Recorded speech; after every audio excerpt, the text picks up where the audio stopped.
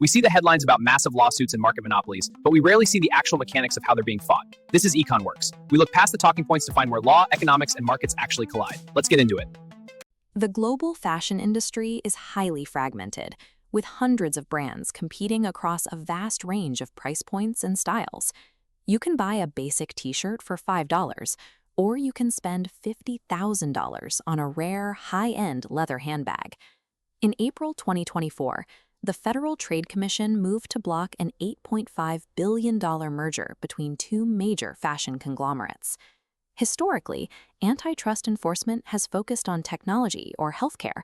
Regulators rarely challenge consolidation in consumer goods like handbags, which are often viewed as discretionary luxury items rather than essential services. The companies involved argued they were competing in a luxury ocean, a broad market containing over 150 brands. They claimed that in such a crowded field, no single merger could stifle competition. To block the deal, the FTC had to prove that within this broad industry, a specific submarket existed. They needed to show that for a certain group of consumers, these brands weren't just options, they were the only options. Defining the boundaries of a market is the central challenge of any antitrust case. Regulators have to determine exactly where one category ends and another begins. The FTC identified a Goldilocks category they called accessible luxury.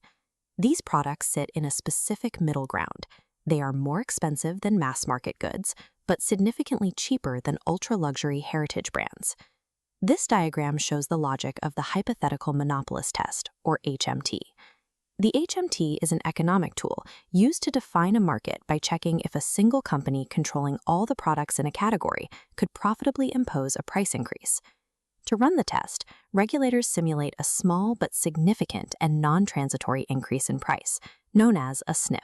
In this case, they modeled a 5 to 10% price hike on middle-tier handbags to see if consumers would switch to other products. The results showed that consumers did not respond by buying cheap mass-market bags, nor did they jump to $5,000 luxury alternatives. They remained in the middle category, effectively trapped by their specific price sensitivity and brand preferences. The HMT demonstrated that accessible luxury isn't just a marketing label. It is a mathematically distinct antitrust market that behaves according to its own economic rules. The defense attempted to disprove this definition by arguing that their products frequently overlap with mass-market brands. They pointed to a $100 price threshold, claiming they compete directly with much cheaper retailers. However, the court identified a critical flaw in the defense's model: selection bias. This occurs when a study uses a non-representative data set, which can lead to a systematic error in the final conclusion. The defense had excluded data from wholesale channels, like department stores, where discounting is less common. By removing these higher-priced sales, they created a model that showed an artificially lowered average price for their products. The court rejected the defense's analysis because the foundational data was biased. It was designed to hide the true pricing boundaries that separated the accessible luxury market from the rest of the industry. Once the market was defined, the court examined the competitive effects. Combining these two firms would have resulted in a market share of roughly 58 to 59%. Regulators verified the impact of this using GUPPI, the Gross Upward Pricing Pressure Index, which calculates the mathematical incentive for a merged firm to raise prices. This calculation relies on the diversion ratio. This is a measure of where consumers go when their first-choice brand becomes too expensive. As shown here, when these brands are independent, they act as a check on one another. If brand A raises prices, consumers can simply switch to brand B. This competition forces both companies to keep prices disciplined. After the merger, that discipline disappears. If the same company owns both brands, a consumer who switches from brand A to brand B is still giving their money to the same parent firm. These are recaptured sales. When competition is internalized this way, the merged firm no longer risks losing revenue by raising prices. Instead, price hikes become the most logical way for the conglomerate to maximize its total profits. Judges often have to choose between highly sophisticated but conflicting economic models presented by opposing experts. In this case, the court prioritized ordinary course corporate records, the documents created during daily business operations, over the testimony prepared specifically for the trial. These internal records revealed significant contradictions.